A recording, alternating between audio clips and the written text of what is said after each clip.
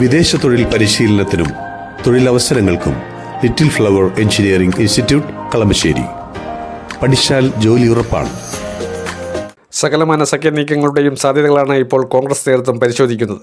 അതിനുശേഷം ഇന്ത്യ മുന്നണി മുന്നോട്ട് കൊണ്ടുപോകണമോ അതോ പാതി വഴിയിൽ ഉപേക്ഷിക്കണമോ എന്ന് തീരുമാനിക്കും. 234 എംപിമാരായിരുന്നു ഇന്ത്യ മുന്നണിയിൽ 2024 ലോക്സഭാ തെരഞ്ഞെടുപ്പിന് ശേഷം ഉണ്ടായതെങ്കിൽ ഇപ്പോൾ അത് 190ലേക്ക് താഴ്ന്നു. DMKയും തൃണമൂലുമൊക്കെ പാതി വഴിയിൽ ബന്ധം ഉപേക്ഷിച്ചു എന്നൊക്കെ പറയുന്നുണ്ട്. പക്ഷേ ഒരു സർക്കാർ ഉണ്ടാക്കുമ്പോൾ ആ സർക്കാരിൻ്റെ ഭാഗത്ത് നിലകൊള്ളുന്നവർ മുന്നണി വിട്ടു പോകുമ്പോഴാണ് ആ സർക്കാർ നിലംപതിക്കുന്നത്. ഇന്ത്യ മുന്നണിക്ക് അധികാരം കിട്ടാൻ അട്ടിമറികളൊന്നും ഇന്ത്യ മുന്നണി നടത്തിയിട്ടില്ല. പക്ഷേ കൂടുതൽ സഖ്യനീക്കങ്ങൾ ഇന്ത്യ മുന്നണിക്ക് ശാശ്വതമാകുന്നു.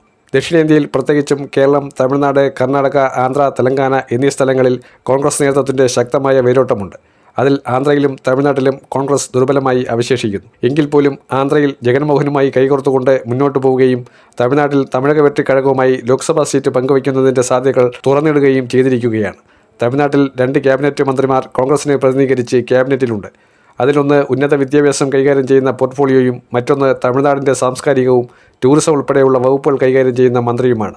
പ്രധാന വകുപ്പുകൾ കോൺഗ്രസിന് കൊടുത്തിരിക്കുകയാണ് അവിടെ. മറ്റൊരു കാര്യം, ആന്ധ്രയിൽ TDPക്ക് തിരിച്ചടി ഉണ്ടാകുമെന്ന സർവേ ഫലങ്ങൾ വരുന്നുണ്ട്. അടുത്ത ലോക്സഭാ തെരഞ്ഞെടുപ്പ് വരെ കാത്തിരിക്കേണ്ടി വരില്ല. നായിഡുവിൻ്റെ പാർട്ടിയിൽ തന്നെയുള്ള പലരും YSRലേക്ക് ചേക്കേറാനുള്ള സാധ്യതകൾ ശക്തമായിക്കൊണ്ടിരിക്കുകയാണ്. അവിടെയാണ് കോൺഗ്രസിലേക്ക് ജഗൻമോഹൻ ലയിക്കാൻ താല്പര്യമില്ല, പക്ഷേ കോൺഗ്രസുമായി സഖ്യത്തിന് തയ്യാറാണെന്ന് വ്യക്തമാക്കുന്നത്. BJPയുമായിട്ടുള്ള സഖ്യം വലിയ തോതിൽ വിജയിപ്പിച്ചെടുക്കാൻ വേണ്ടിയുള്ള നീക്കങ്ങൾ നടത്തുമ്പോൾ ഇപ്പോഴത്തെ ജഗൻമോഹൻ അറിയാം, ഇനി ഒറ്റയ്ക്ക് കേവല ഭൂരിപക്ഷത്തിലേക്ക് എത്തുക, അത്തരത്തിൽ മുന്നോട്ടു പോവുക എന്നീ സിദ്ധാന്തങ്ങൾ മാറ്റി മുന്നണി സംവിധാനത്തിൻ്റെ പ്രയോജനം നല്ലപോലെ ഉപയോഗപ്പെടുത്താനാണ് ജഗൻമോഹൻ്റെ നീക്കം. കാരണം കോൺഗ്രസിൻ്റെ 10% കൂടുതൽ വരുന്ന വോട്ടും ജഗൻമോഹൻ്റെ YSR കോൺഗ്രസിൻ്റെ വോട്ട് ഷെയറും കൊണ്ട് അധികാരത്തിലേക്ക് എത്താൻ എളുപ്പത്തിൽ കഴിയും. അങ്ങനെ നിലനിർത്താനുള്ള ശ്രമമാണ്. എന്തുകൊണ്ടാണ് മമത പരാജയപ്പെട്ടത്?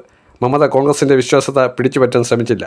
കോൺഗ്രസിന് കിട്ടുമായിരുന്ന വോട്ട് ഷെയർ കൂടി ഒരു സഖ്യത്തിൻ്റെ ഭാഗമായി നിന്നിരുന്നെങ്കിൽ അധികാരത്തിൽ നിന്നും പോവില്ലായിരുന്നു. അധികാരത്തിലെത്തണമെങ്കിൽ വോട്ട് ഷെയർ കൂടി വർദ്ധിപ്പിക്കണം. ഒറ്റയ്ക്ക് ജയിക്കാനുള്ള സീറ്റ് മാത്രം പോരാ.